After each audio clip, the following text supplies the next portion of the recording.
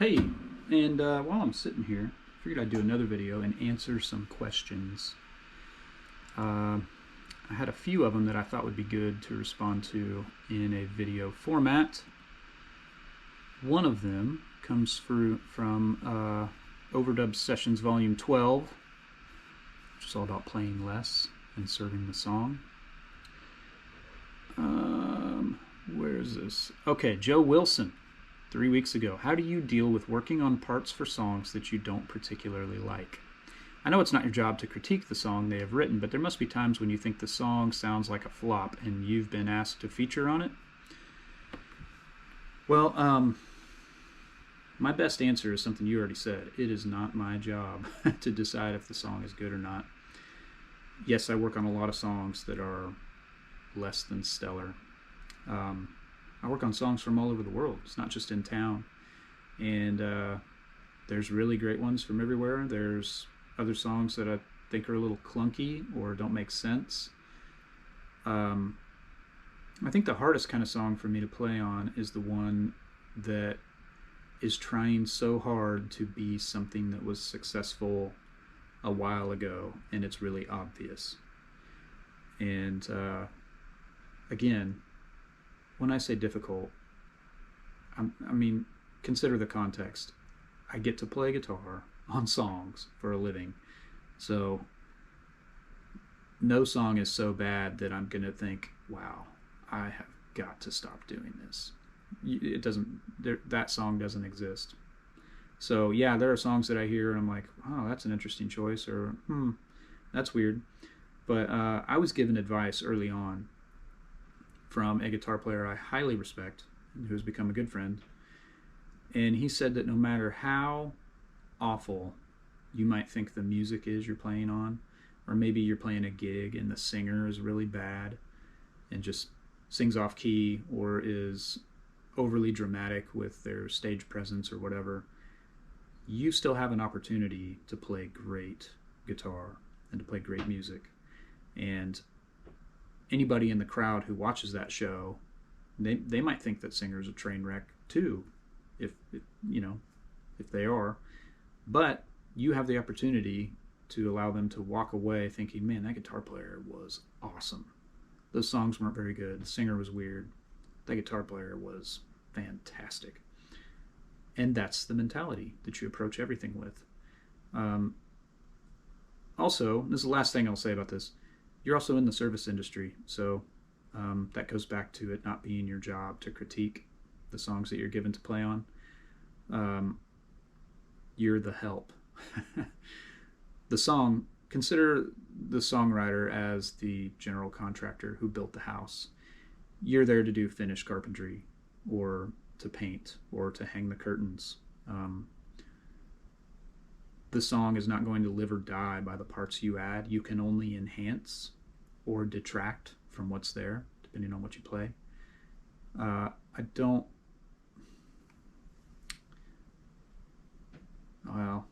second guessing what I'm about to say. I was about to say I don't think you can make or break a song with your parts, but I've had too many people tell me that you guys made this song. I hated this song before, but the direction you took it gave it new life, and it's something that I love now. I've heard that from loads of songwriters and artists on sessions. So I think that, you can enhance it to the point that it makes people consider it in a new light. I don't want to diminish what my own job is on a song, but I will say that I'm coming in after the fact. After the house has been built, my job starts with finished carpentry or painting or something like that. So yeah, that can totally change the vibe of the house, right? But again, I'm being paid to do my job, which does not include going to the general contractor and saying, the kitchen layout's really weird. Are you sure you don't want to change it before I paint? Not my job. That's kind of what I like in being really critical of songs that I'm being paid to play on as. So anyway, great question, Joe. Thanks. The next one I've got is from Overdub Sessions 13. Just play something cool. Uh, this isn't a question. Let me see it. Okay, yeah. This isn't a question so much as a comment. And I already responded to this in the comments on the YouTube page, so you can read those. But this is from Jeff Fowler. He says, "The poor guitarist who's going to have to carry all this live," and he's kind of laughing about it. Thanks for posting this, Justin. Well, thank you for the comment, Jeff. And man, before I got into sessions, that was my favorite part about playing a gig, was learning the song and figuring out how to carry all these different guitar tracks as the one guitar player. You'll have, you watch me track on songs, and I'll do stereo rhythm electrics in the chorus. There's an intro hook. There's a vibey electric part in the chorus. There are fills in the second verse. There's a slide thing, And so you just pick what you think is the most important for each section. And generally, when you're the only guitar player in a band, you're going to have to play something that has energy in the chorus. Usually that's, covering big chords or whatever. But often it could be a higher driving part if that's what's needed, It just depends. And don't be afraid of making what someone else may consider to be the wrong decision of what part to carry. If somebody, like the artist you're working for or the producer or whatever, if they think you should cover another part, they'll tell you, and you can say, okay, cool, yeah, I'll do that. Can we listen to it real quick? Because I don't remember that one. I learned these others.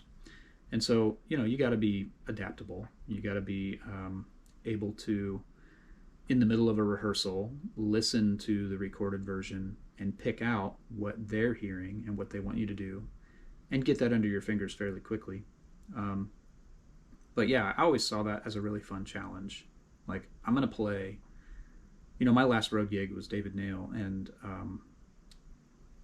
I played a 335 mostly. I played a Telly some, my Jeff Sen Telly. I also played my Jeff Sen Strat a bit on that gig. But mostly, the most bandwidth that I could cover was with the 335, with the humbuckers, and I would have some verb on. I used 2 amps, and David was so cool. He didn't make us regurgitate the record verbatim. We would rearrange the songs for our instrumentation. So on the record there'd be piano and B3, bass, 2 or 3 guitar tracks, electric guitar tracks. There'd be acoustic, there'd be mandolin, there'd be steel.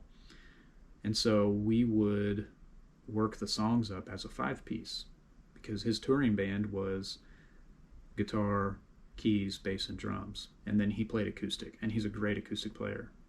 A lot of artists you see wearing an acoustic guitar, they're not necessarily in the front of house mix. David had great pocket, and his acoustic was part of the band, so part of what you heard out front. So it was really fun, and I stuck around on that gig. I turned down other offers because it was so great. I was creatively engaged. Other country bands noticed too. When we'd play a festival with like 8 different bands, we're playing. David wasn't a huge artist. He had a couple of really big hits, but we would play late afternoon, early evening for some of the bigger summer festivals.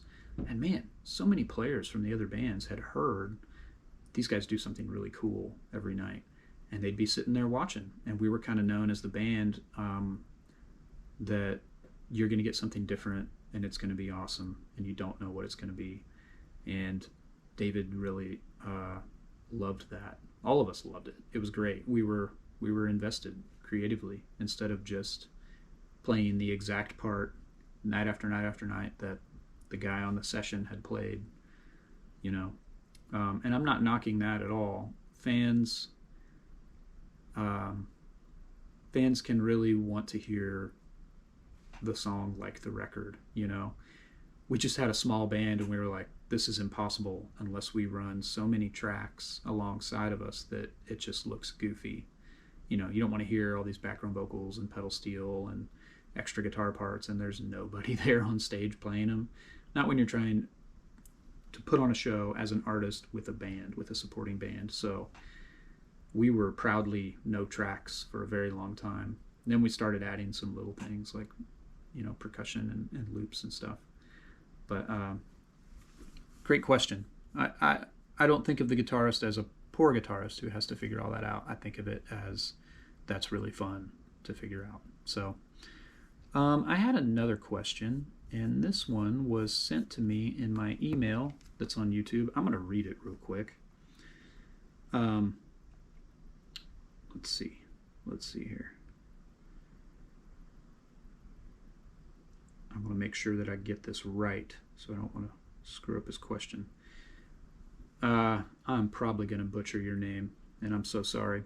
Lidor or Lidor, Lidor. I believe he's in Israel. He says, "Hey man, big fan of your work and your YouTube videos. Thanks so much for sharing your wisdom. It's very helpful for young players like me that wanted to do this for a living. So first of all, thank you for that." You're welcome. I wanted to ask you a quick question regarding the national number system. I've been using it for the past 2 to 3 years, and it's been really effective working with singers, but one thing that I always wondered is writing charts for minor key songs. Most songs in Nashville are major bass, but here in Israel, 99% are minor bass songs with a very minor sound and feel. So my question is, when you do have to write a chart for a real minor song, not those songs that are just 2 chords like A minor to F, so you can just call it 6 minor to 4, do you write the minor chord as your 1 minor and go from there? I've tried just calling it a 6 minor, but it's weird because sound-wise, every chord has a different sound in those songs. Thanks so much. Excellent question. Almost every song that I come across in Nashville is a relative major. It's a minor, but it's of a relative major. And what I mean by that is, I'm going to write this out because this makes sense. Makes sense to me. So if I get a song that is E minor, C, G, and D, right? These are the chords, the whole song. This is not rare, first of all. I immediately see this as a 6 minor, 4, 1, 5, right? We're in the key of G. Even though the tonal center is E minor, we're still calling it G because this makes a lot more sense to me, and it's easier to understand than if I call the E minor a 1 minor. If I do that, then my C is not a 4 in the key of G, it's a flat 6 major in the key of E minor. And then my G is not a 1 in the key of G, my G chord is a flat 3 major in the key of E minor. And my D is not a 5, it is a flat 7 major. So the top row of numbers, it's just really easy to make sense of. The bottom row of numbers, it's kind of like, well, you don't need to do that. And that's for songs here. I actually play on some international stuff and I totally get what he's talking about. And there are songs, I just drew on my computer with my pen. That's cool. There are songs that I come across that are very, very minor. And by that, I mean the chords are like, let me think of the last one I did. Yeah, so it was A minor, D minor, E7, A minor. And then there might be a pre-chorus, F to G, F to E7. So if you get these chords, A minor, D minor, E7, and then F, G, F, and E7, this makes sense to call this 1 minor, 4 minor, 5, 7, back to 1 minor, and then flat 6, flat 7, flat 6, 5, 7. That makes sense. So generally, I guess generally speaking, what would make me call something a 1 minor is if it's 1 to 4 minor back and forth over and over. and sometimes I will call that 6 minor to 2 minor. But really, the big one is if there is a 5 chord, a 5 major, or a dominant of the 1 minor. So if I were to try to write this in C, it would still work out. Obviously, if everybody's reading the same chart, that's the big thing, then you're going to be good. I could write this in C and call this 6 minor, 2 minor, 3 7, 6 minor, and then 4 5 4 3 7. I do see those in Nashville.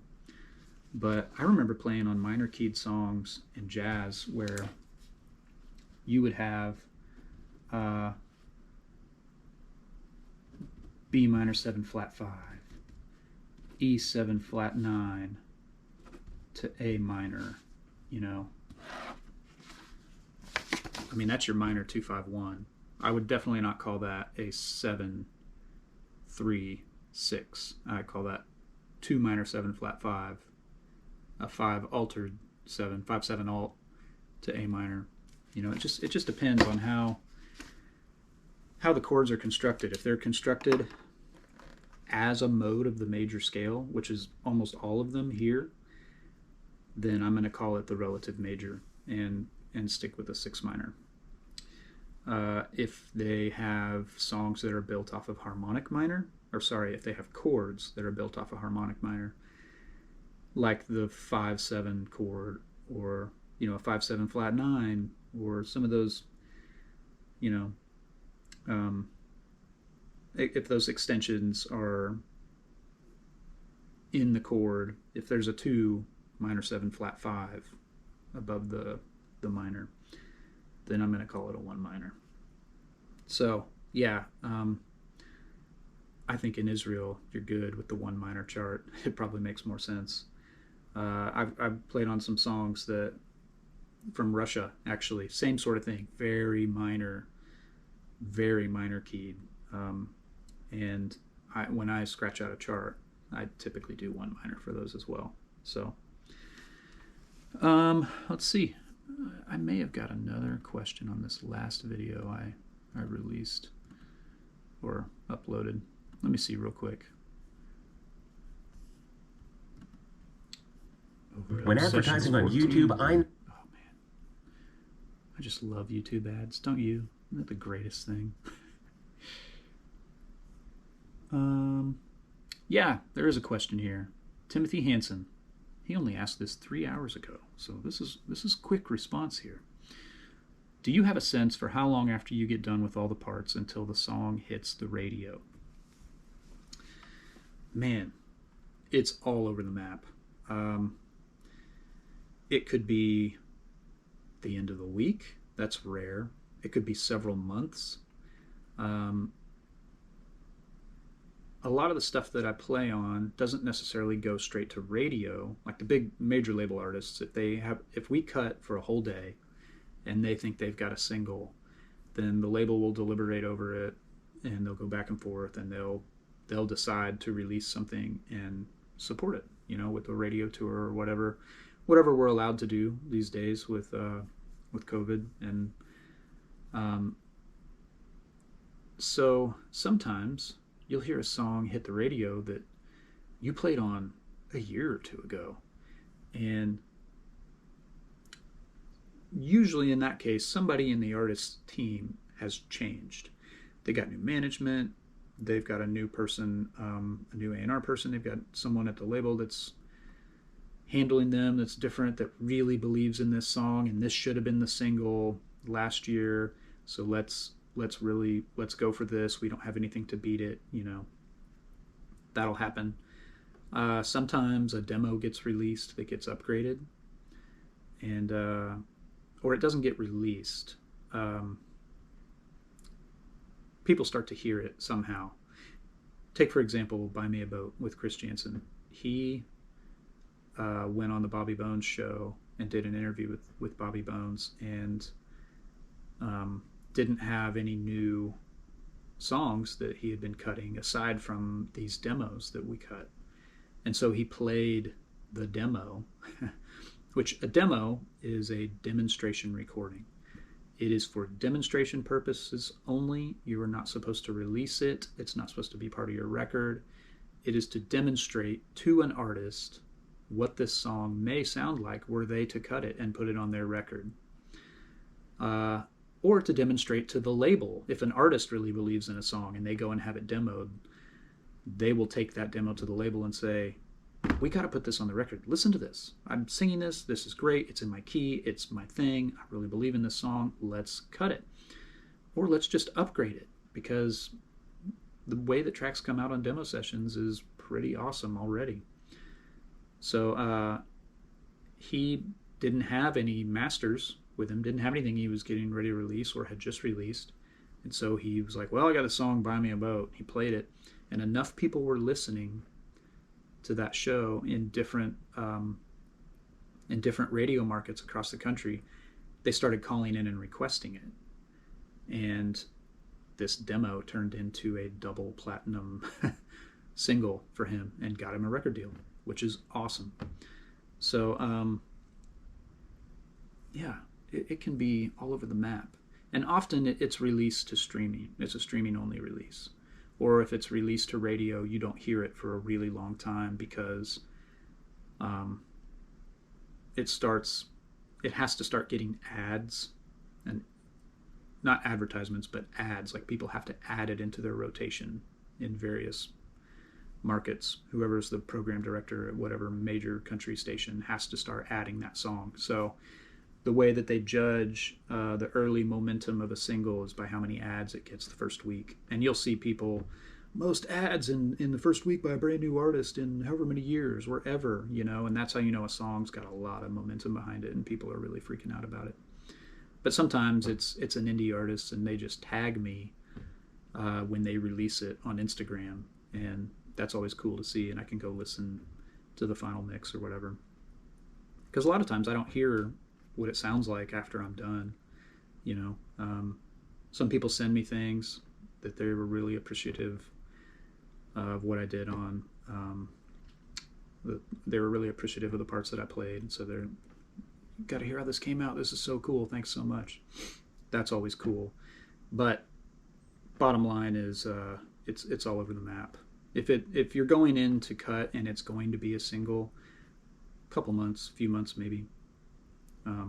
But the way that music gets out there is so different, song to song. There's a lot of different avenues, and there's a lot of different timetables. So, cool. Well, there's all the questions that I have. Y'all have a good day. See ya.